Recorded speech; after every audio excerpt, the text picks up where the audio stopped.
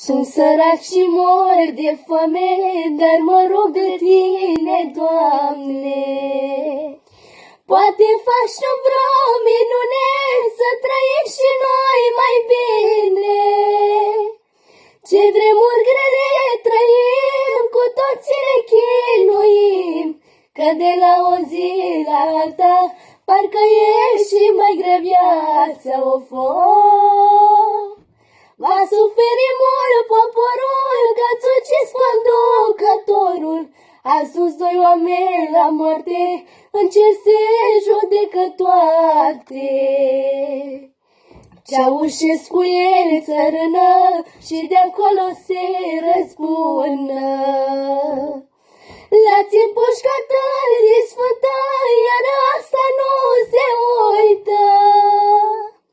În sfânta zi de Crăciun, oameni cu suflet ain, repede l-ați împușcat, fără să-l fi judecat, of, of. Dar nu-i dreptul nimănui să ia viața omului, numai bunul Dumnezeu ia pe cel bun și cel rău, măi. Când trăia el, toată lumea putea să-și câștige pâinea. Avea omul lui de sat și serviciul de lucra, măi. Astăzi de te îmbolnăvești, la orice doctor plătești, naiba vei muri cu zile, nici nu le pasă de tine, of, of.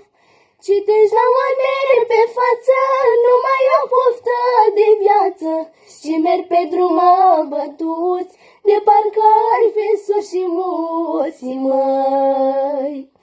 Rugați-vă de iertare, faceți crucea cât mai mare, că de la o zi la alta va fi și mai scurtă plata.